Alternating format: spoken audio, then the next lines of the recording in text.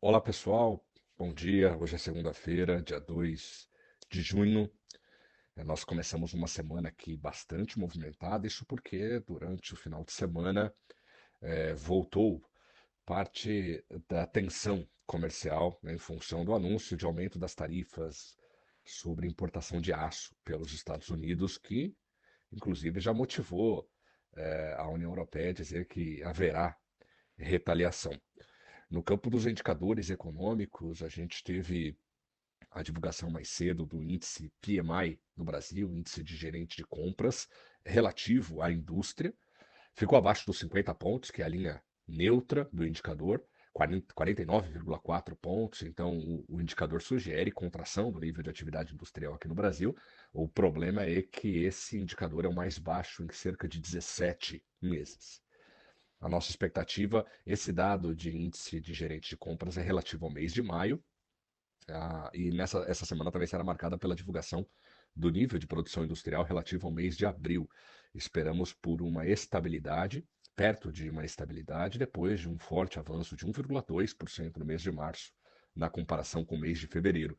Agora, quando a gente olha para o PMI, talvez mais dificuldades para a nossa indústria à frente. Além desses dados industriais, teremos a divulgação do fluxo cambial. Nós tivemos os últimos dados, né, dessa medida semanal do Banco Central, mostram um forte fluxo de capital em direção ao Brasil. Aliás, o número de abril foi particularmente positivo, amparado tanto pelos dados fiscais, que são relativamente benignos nesse momento, tanto pela taxa de juros muito elevada, em 14,75%, até por uma relativa estabilidade da inflação. A gente sabe dos riscos, né? Inclusive, a ANEEL mudou a bandeira tarifária para vermelha fase 1 em junho, estava em amarela no mês de maio. Então a gente sabe dos riscos, mas a inflação segue relativamente comportada, embora acima do teto da meta, e embora seja importante destacar também que não cumpriremos provavelmente a meta de inflação deste ano, nem do ano que vem. Mas o que eu quero dizer com a inflação relativamente controlada é que ela parou de subir, ela segue num nível muito alto, mas com perspectiva de que reduza nos meses à frente, como normalmente acontece no meio do ano aqui no Brasil. Bom, então o fluxo cambial deve ser positivo em maio, amparado não apenas, não apenas não, né? Amparado pelo fluxo comercial.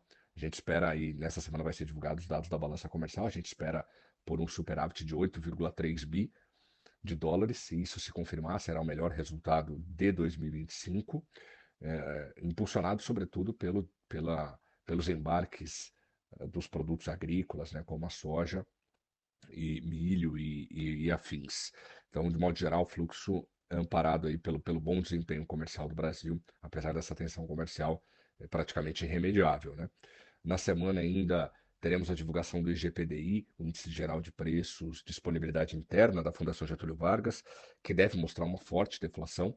Isso porque nós já vimos uma deflação muito moderada no IGP-10, vimos uma deflação forte no IGPM de 0,49% e talvez uma inflação mais forte ainda no IGPDI, porque nós tivemos nesses últimos 10 dias não cobertos pelo IGPM, a gente teve a continuidade do processo de diminuição do preço do minério de ferro, que é um dos componentes muito importantes dentro do índice de preço ao produtor.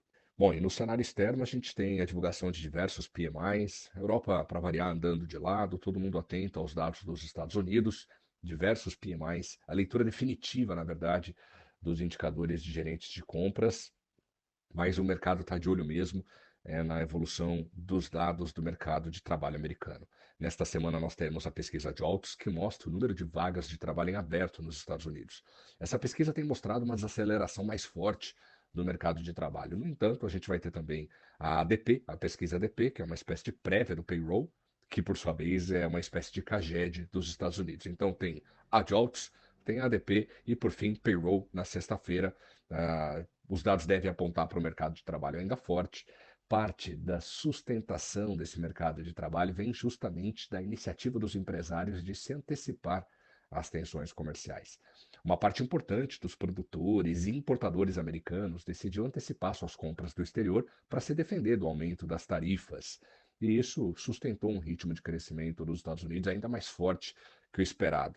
Você pode estar se perguntando, né, se isso é verdade, né, essa antecipação dos embarques causou esse crescimento da economia, por que é que o PIB norte-americano caiu 0,3 ou 0,2% no primeiro trimestre de 2025 na leitura anualizada? Justamente por isso.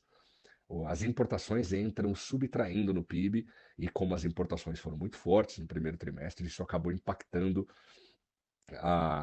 o desempenho do produto interno bruto norte-americano. Então, a economia americana segue forte, pelo menos mais forte do que o Fed gostaria, e os riscos inflacionários seguem no radar. E por falar em risco inflacionário, essa semana vai ter decisão de política monetária na zona do euro. O Banco Central Europeu deve cortar os juros mais uma vez. Não porque os riscos inflacionários não sejam importantes no continente europeu, eles são importantes lá também, mas a inflação continua bastante comportada, continua convergindo para patamares mais baixos e mais do que isso. A economia da zona do euro segue praticamente estagnada. Aquele primeiro impulso ocasionado pelo anúncio da Alemanha de que gastaria mais com infraestrutura e defesa militar passou. A economia americana, a economia europeia segue num ritmo bastante moderado de crescimento. Em algumas das economias importantes para o bloco, como a Alemanha e a França, por exemplo, a situação é relativamente crítica, né? É uma dificuldade tremenda em, às vezes, apresentar um crescimento marginal muito pequeno, de 0,1%. Os indicadores antecedentes, como os PMIs, sugerem continuidade desta dificuldade no segundo trimestre, né? Com os serviços crescendo abaixo do esperado, decrescendo, na verdade, a produção industrial numa situação também bastante crítica, tanto em função da guerra tarifária quanto em função da concorrência com os asiáticos. Então, situação muito delicada da economia europeia, que deve sustentar esse corte de juros pelo Banco Central Europeu. Talvez seja o último desta rodada. O Banco Central Europeu pode esperar, pode pausar esse ciclo de cortes de juros até que o Banco Central norte-americano decida iniciar o seu ciclo de cortes de juros.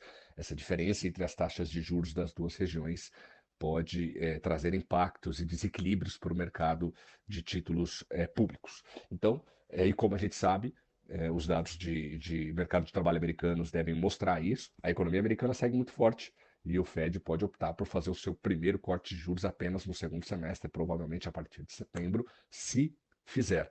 Então, o Banco Central Europeu pode ter que esperar por um tempo mais prolongado. Agora, considerando a trajetória dos preços e da atividade econômica europeia, o Banco Central Europeu pode ter espaço para cortar juros além do corte esperado para essa semana. No mais, qualquer grande novidade, volto aqui para falar com vocês. Desejo a todos uma excelente semana.